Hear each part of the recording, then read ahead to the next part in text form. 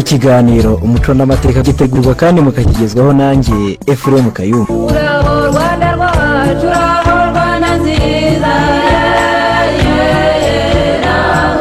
uraho rwatubyaye, uraho rwagasabo, urw'amataba hateza natemba, urw'amata meza havuna imitozo. Umwami Gihanga wa mbere Ngoma Ijana yategetse u Rwanda guhera mu mwaka w'igihumbi na 1991 kugeza mu mwaka w'igihumbi n'ijana na 24.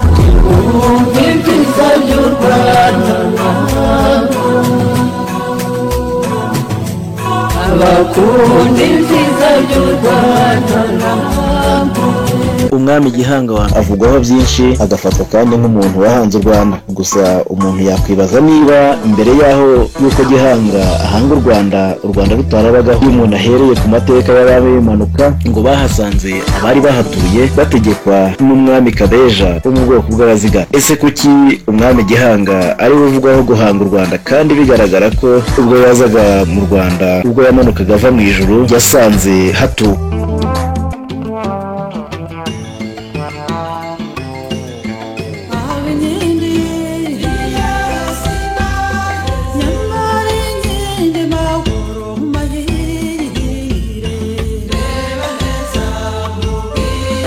Umwami Gihanga niwe ntangiriro y'ubutegetsi bw'ingoma nyiginya, ni nawe washyizeho gahunda y'igihugu gitegekwa n'abami. Mu ntangiriro z'ubutegetsi bwe umwami Gihanga ngo yategekeshaga ibirango ari byo inyundo n'ikindi gikoresho cy'umuziki bita urusengo. Ibyo gushyiraho ingoma nk'ikimenyetso cy'ubwami ngo yaba yarabizaniwe n'uwitwa Rubunga abikomoye mu bucurabwenge bwakoreshwaga n'abarenge. Abasinga aribo bitwaga abasangwabutaka. Bivugwa ko abanyiginya babasanze bategeka bari bo bari mu gihugu mbere y'uko iyi ngoma nyiginya iza kurutegeka. Ingoma ya mbere yakoreshejwe n'ubutegetsi bw'umwami Gihanga yahawe izina Rwoga, rituruka ku ijambo kogera cyangwa se kwamamara.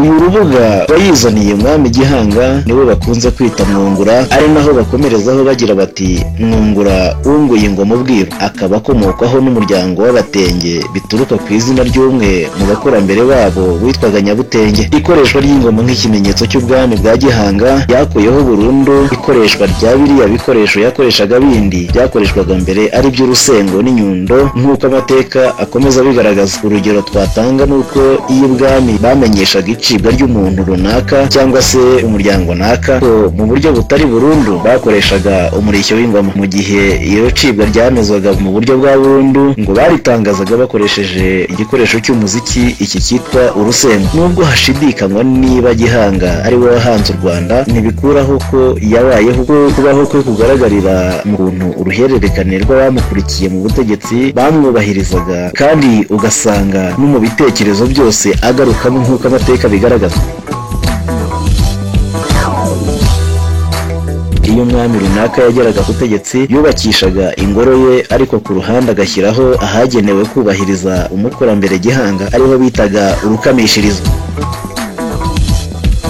Uretse n'ibyo kandi, aho umusezero mu kuvuga imva y'umwami wa Gihanga bari ku gasozi ka Muganza ya Kayenzi, ngo naho hakorerwaga imihango yo kumuterekera. Ahangaha ibwami ngo bakaba barahoherezaga abiru bo kuhakorera imihango yabugenewe. Habaga indi mihango yamukorerwaga yari ishingiye ku nka, ikaba yarakorwaga n'abo mu muryango bita abaheka. Umutware wabo agatura irunda, ndetse akaba yarafatwaga nk'umwiru w'inka. Ntawakwirengagiza ubwoko bw'Abatsobe nabwo ngo ukomoka kuri Gihanga, kuko ngo uwo bakomokaho witwa Rutsobe ari umuhungu wabyaye uyu muryango, nawo ukaba waraje kubahwa ibwami kubera imihango y'ubwiru wakoraga. Ngo bagiraga ingoma yabo yitwa Rwamo, naho umurwa baturagaho ukaba wari Ikinyambi muri Runda. Umuryango w'Abatsobe wari ufite agaciro mu butegetsi bwite bw'igihugu, ko bari bashinzwe imihango y'ubwiru ijyanye n'umuganura, bagatura mu karere k'Ubumbogo, bakagira n'umutwe w'ingabo bayoboraga witwa Gakondo ukomoka kuri Gihanga. Ikindi kivugwa kuri Gihanga nuko igihugu yategekaga cyarengaga imbibi z'u Rwanda tuzuba. Ibi bigashingira ku ntekerezo zigaragaza ko ubutegetsi bwe bwageraga hakurya mu burengerazuba bw'igihugu gituranye cya Repubulika Iharanira Demokarasi ya Kongo, aho bitaga mu Bunyabungo, ndetse n'aho bitaga mu Buhindangoma hakurya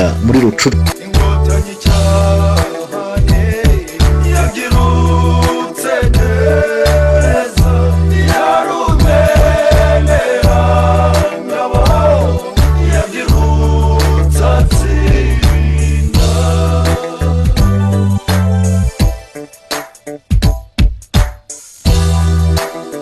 hagaragara ibirari by'amateka bishobora kwemeza ko Gihanga yabayeho ni mu majyaruguru y'u Rwanda ahitwa Buhanga hagati ya Nyamutera na Nyakinama hagaragaraga ibigabiro by'aho uyu mwami yari atuye. Imwe mu mihango yakorerwaga muri aka gace ni iyakorwaga ku mfizi yitwa Rugira ngo yabanaga n'inka zitwa Ingizi nk'uko amateka bigaragaza. Iyi mihango ngo yaba yaratangiye ku ngoma y'umwami Yuhi wa kabiri Gahima, ari nabwo umutwe w'ingabo zitwa Gakondo zambikanaga n'abanga kugoma, nyuma abanga kugoma bakoherezwa hirya mu Buhanga. Inshuti bakunzi b'ikiganiro umuco n'amateka, mureke dusubikira ahangaha maze tuzongere dusubire duhure turebera hamwe umuco n'amateka, yaba hano mu Rwanda rwacu urwa Gihanga Ngoma Bihumbi ndetse muri Afurika yose, emwe no ku isi hose. Njye mwari kumwe, ndi Ephraim Kayumba. Muhorane Imana.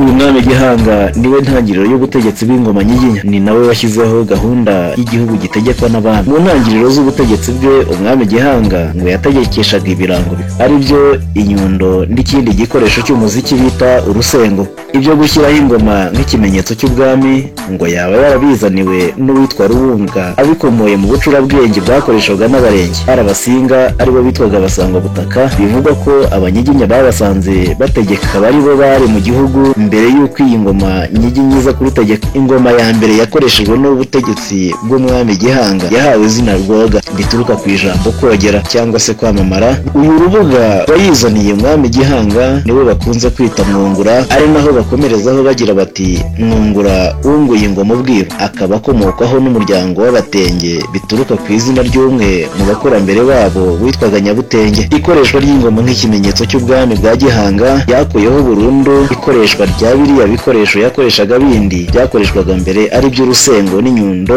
nk'uko amateka akomeza bigaragaza. Urugero twatanga ni uko iyo ubwami bamenyeshaga icibwa ry'umuntu runaka cyangwa se umuryango naka ko mu buryo butari burundu bakoreshaga umurishyo w'ingoma. Mu gihe iyo cibwa ryamezwaga mu buryo bwa burundu ngo baritangazaga bakoresheje igikoresho cy'umuziki iki cyitwa urusengo. Nubwo hashidikanywa niba Gihanga ari we wahanze u Rwanda, ntibikuraho ko yabayeho, kubaho kwe kugaragarira mu kuntu uruhererekane rw'abamukurikiye mu butegetsi bamwubahirizaga, kandi ugasanga no mu bitekerezo byose agarukamo nk'uko amateka bigaragaza.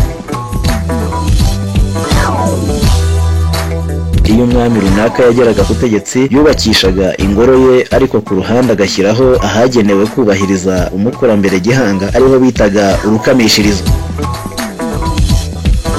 Uretse n'ibyo kandi aho umusezero ni ukuvuga imva y'umwami wa Gihanga wari ku gasozi ka Muganza ya Kayenzi ngo naho hakorerwaga imihango yo kumuterekera. Ahangaha ibwami ngo bakaba barahoherezaga abiru bo kuhakorera imihango yabugenewe. Habaga indi mihango yamukorerwaga yari ishingiye ku nka, ikaba yarakorwaga n'abo mu muryango bita abaheka. Umutware wabo agatura irunda ndetse akaba yarafatwaga nk'umwiru w'inka. Ntawakwirengagiza ubwoko bw'Abatsobe nabwo ngo ukomoka kuri Gihanga, kuko ngo uwo bakomokaho witwa Rutsobe ari umuhungu wabyaye uyu muryango, nawo ukaba waraje kubahwa ibwami kubera imihango y'ubwiru wakoraga. Ngo bagiraga ingoma yabo yitwa Rwamo, naho umurwa baturagaho ukaba wari Ikinyambi muri Runda. Umuryango w'Abatsobe wari ufite agaciro mu butegetsi bwite bw'igihugu, ko bari bashinzwe imihango y'ubwiru ijyanye n'umuganura, bagatura mu karere k'Ubumbogo, bakagira n'umutwe w'ingabo bayoboraga witwa Gakondo ukomoka kuri Gihanga. Ikindi kivugwa kuri Gihanga nuko igihugu yategekaga cyarengaga imbibi z'u Rwanda tuzuba. Ibi bigashingira ku ntekerezo zigaragaza ko ubutegetsi bwe bwageraga hakurya mu burengerazuba bw'igihugu gituranye cya Repubulika Iharanira Demokarasi ya Kongo, aho bitaga mu Bunyabungo ndetse n'aho bitaga mu Buhindangoma hakurya muri Rucuru.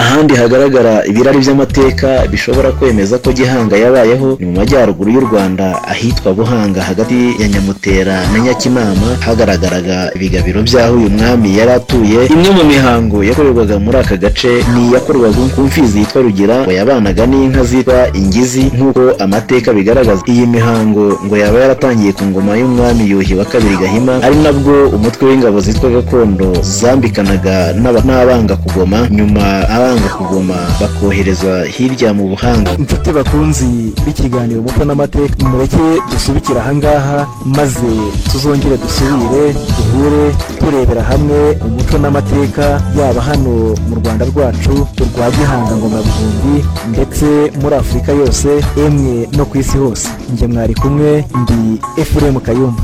Muhorane Imana.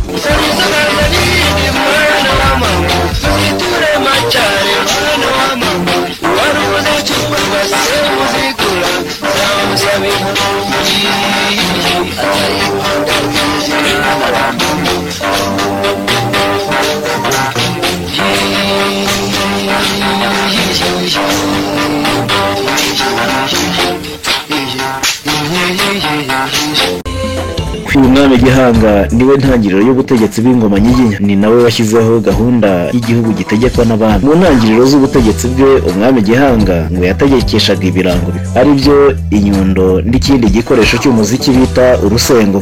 Ibyo gushyiraho ingoma nk'ikimenyetso cy'ubwami ngo yaba yarabizaniwe n'uwitwa Rubunga abikomoye mu bucurabwenge bwakoreshwaga n'abarenge. Abasinga aribo bitwaga abasangwabutaka, bivugwa ko abanyiginya babasanze bategeka bari bo bari mu gihugu mbere y'uko iyi ngoma nyiginya iza kurutegeka. Ingoma ya mbere yakoreshejwe n'ubutegetsi bw'umwami Gihanga yahawe izina Rwoga, rituruka ku ijambo kogera cyangwa se kwamamara. Uyu Rubuga wayizaniye umwami Gihanga niwe bakunze kwita Mwungura, ari naho bakomerezaho bagira bati Mwungura wunguye ingoma ubwiru, akaba akomokwaho n'umuryango w'Abatenge bituruka ku izina ry'umwe mu bakurambere babo witwaga Nyabutenge. Ikoreshwa ry'ingoma nk'ikimenyetso cy'ubwami bwa Gihanga yakuyeho burundu ikoreshwa rya biriya bikoresho yakoreshaga bindi byakoreshwaga mbere ari byo urusengo n'inyundo nk'uko amateka akomeza bigaragaza. Urugero twatanga ni uko iyo ubwami bamenyeshaga icibwa ry'umuntu runaka cyangwa se umuryango naka ko mu buryo butari burundu bakoreshaga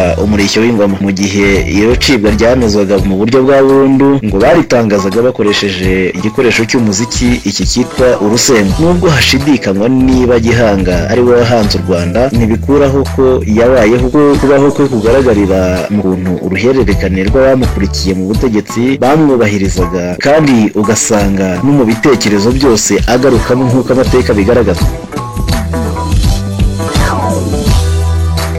Iyo umwami runaka yageraga ku butegetsi yubakishaga ingoro ye, ariko ku ruhande agashyiraho ahagenewe kubahiriza umukurambere Gihanga ariho bitaga urukamishirizo.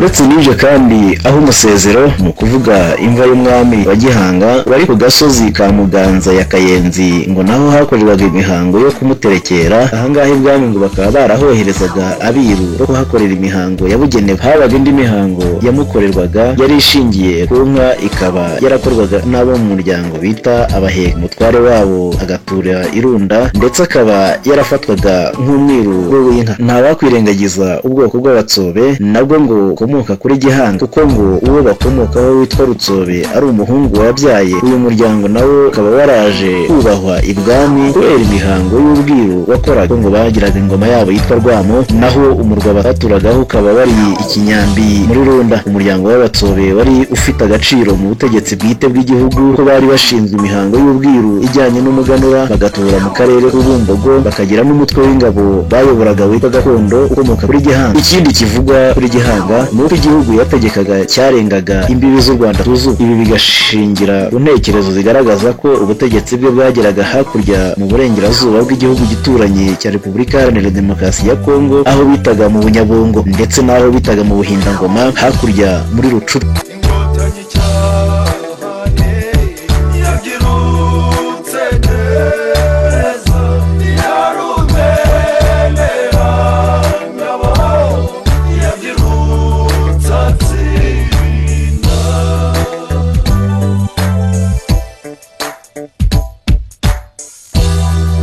Ahandi hagaragara ibirari by'amateka bishobora kwemeza ko Gihanga yabayeho ni mu majyaruguru y'u Rwanda ahitwa Buhanga, hagati ya Nyamutera na Nyakinama hagaragaraga ibigabiro by'aho uyu mwami yari atuye. Imwe mu mihango yakorerwaga muri aka gace ni iyakorwaga ku mfizi yitwa Rugira, ngo yabanaga n'inka zitwa Ingizi nk'uko amateka bigaragaza. Iyi mihango ngo yaba yaratangiye ku ngoma y'umwami Yuhi wa kabiri Gahima, ari nabwo umutwe w'ingabo zitwa Gakondo zambikanaga n'abanga kugoma, nyuma abanga kugoma bakoherezwa hirya mu Buhanga. Inshuti bakunzi b'ikiganiro Umuco n'Amateka, mureke dusubikira ahangaha maze tuzongere dusubire duhure turebera hamwe umuco n'amateka, yaba hano mu Rwanda rwacu rwa Gihanga Ngoma Bihumbi, ndetse muri Afurika yose, emwe no ku isi hose. Njye mwari kumwe, ndi Ephraim Kayumba. Muhorane Imana.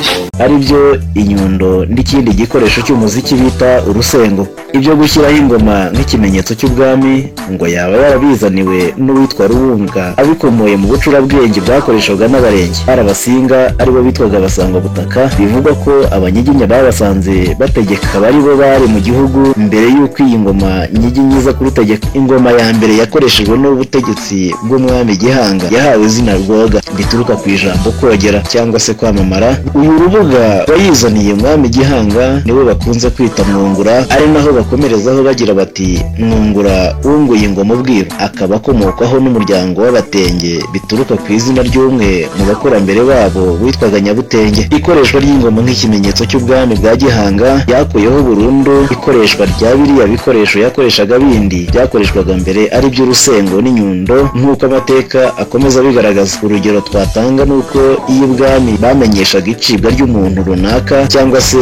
umuryango naka mu buryo butari burundu bakoreshaga umurishyo w'ingoma. Mu gihe iyo cibwa ryamezwaga mu buryo bwa burundu ngo baritangazaga bakoresheje igikoresho cy'umuziki iki cyitwa urusengo. Nubwo hashidikanywa niba Gihanga ari we wahanze u Rwanda, ntibikuraho ko yabayeho. Kubaho kwe kugaragarira mu kuntu uruhererekane rw'abamukurikiye mu butegetsi bamwubahirizaga, kandi ugasanga no mu bitekerezo byose agarukamo nk'uko amateka bigaragaza. Iyo umwami runaka yageraga ku butegetsi yubakishaga ingoro ye, ariko ku ruhande agashyiraho ahagenewe kubahiriza umukurambere Gihanga ariho bitaga urukamishirizo. Uretse n'ibyo kandi aho umusezero mu kuvuga imva y'umwami wa Gihanga bari ku gasozi ka Muganza ya Kayenzi ngo naho hakorerwaga imihango yo kumuterekera. Ahangaha ibwami ngo bakaba barahoherezaga abiru bo kuhakorera imihango yabugenewe. Habaga indi mihango yamukorerwaga yari ishingiye ku nka, ikaba yarakorwaga n'abo mu muryango bita abaheka. Umutware wabo agatura irunda ndetse akaba yarafatwaga nk'umwiru w'inka. Ntabakwirengagiza ubwoko bw'Abatsobe nabwo ngo ukomoka kuri Gihanga, kuko ngo uwo bakomokaho witwa Rutsobe ari umuhungu wabyaye uyu muryango. nawo ukaba waraje kubahwa ibwami kubera imihango y'ubwiru wakoraga. ngo bagiraga ingoma yabo yitwa Rwamo, naho umurwa baturagaho ukaba wari Ikinyambi muri Runda. Umuryango w'Abatsobe wari ufite agaciro mu butegetsi bwite bw'igihugu, ko bari bashinzwe imihango y'ubwiru ijyanye n'umuganura, bagatura mu karere k'Ubumbogo, bakagira n'umutwe w'ingabo bayoboraga witwa Gakondo ukomoka kuri Gihanga. Ikindi kivugwa kuri Gihanga nuko igihugu yategekaga cyarengaga imbibi z'u Rwanda tuzu. Ibi bigashingira ku ntekerezo zigaragaza ko ubutegetsi bwe bwageraga hakurya mu burengerazuba bw'igihugu gituranye cya Repubulika Iharanira Demokarasi ya Kongo, aho bitaga mu Bunyabungo ndetse n'aho bitaga mu Buhindangoma hakurya muri Rucuru.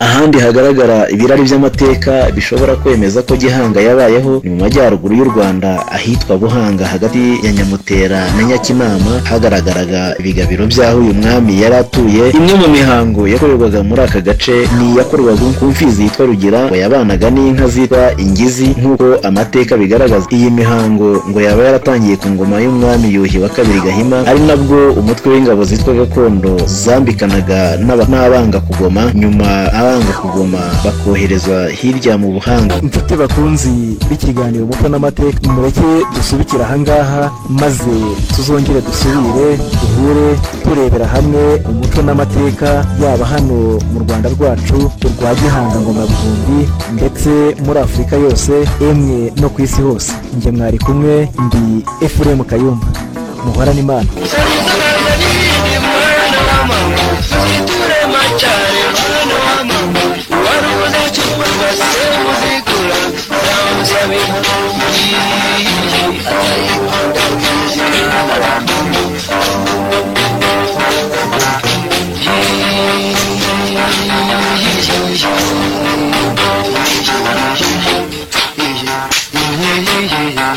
Ingoma ya mbere yakoreshejwe n'ubutegetsi bw'umwami Gihanga yahawe izina Rwoga rituruka ku ijambo kogera cyangwa se kwamamara. Uyu rubuga wayizaniye umwami Gihanga niwe bakunze kwita Mwungura, ari naho bakomerezaho bagira bati Mwungura wunguye ingoma ubwiru, akaba akomokaho n'umuryango w'Abatenge bituruka ku izina ry'umwe mu bakurambere babo witwaga Nyabutenge. Ikoreshwa ry'ingoma nk'ikimenyetso cy'ubwami bwa Gihanga yakuyeho burundu ikoreshwa rya biriya bikoresho yakoreshaga bindi byakoreshwaga mbere ari by'urusengo n'inyundo nk'uko amateka akomeza bigaragaza. Urugero twatanga nuko iyo ubwami bamenyeshaga icibwa ry'umuntu runaka cyangwa se umuryango naka ko mu buryo butari burundu bakoreshaga umurishyo w'ingoma. Mu gihe iyo cibwa ryamezwaga mu buryo bwa burundu ngo baritangazaga bakoresheje igikoresho cy'umuziki iki cyitwa urusengo. Nubwo hashidikanywa niba Gihanga ari we wahanze u Rwanda, ntibikuraho ko yabayeho, kubaho kwe kugaragarira mu kuntu uruhererekane rw'abamukurikiye mu butegetsi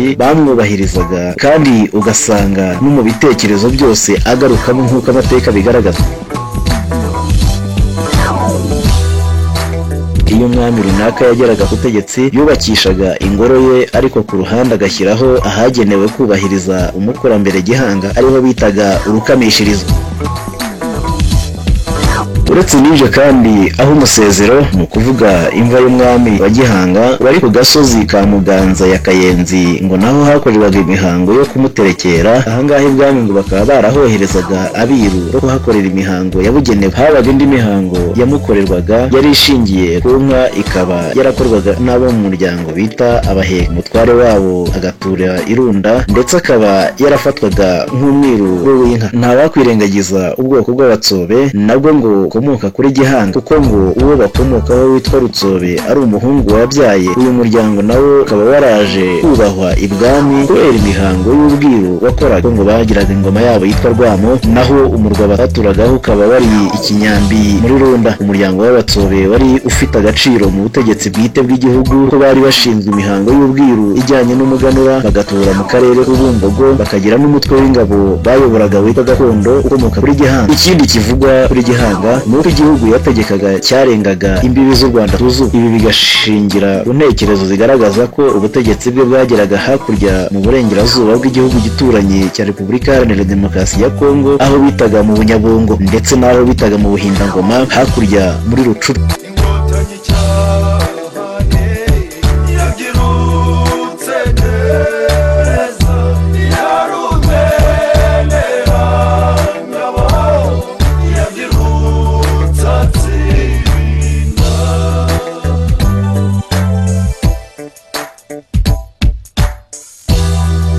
Ahandi hagaragara ibirari by'amateka bishobora kwemeza ko Gihanga yabayeho ni mu majyaruguru y'u Rwanda ahitwa Buhanga, hagati ya Nyamutera na Nyakinama hagaragaraga ibigabiro by'aho uyu mwami yari atuye. Imwe mu mihango yakorerwaga muri aka gace ni iyakorwaga ku mfizi yitwa Rugira, ngo yabanaga n'inka zitwa Ingizi nk'uko amateka bigaragaza. Iyi mihango ngo yaba yaratangiye ku ngoma y'umwami Yuhi wa kabiri Gahima, ari nabwo umutwe w'ingabo zitwa Gakondo zambikanaga n'abanga kugoma, nyuma abanga kugoma bakoherezwa hirya mu Buhanga. Inshuti bakunzi b'ikiganiro Umuco n'Amateka, mureke dusubikira ahangaha maze tuzongere dusubire duhure turebera hamwe umuco n'amateka, yaba hano mu Rwanda rwacu rwa Gihanga Ngoma Buhumbi ndetse muri Afurika yose, emwe no ku isi hose. Njye mwari kumwe, ndi Ephraim Kayumba. Muhorane Imana.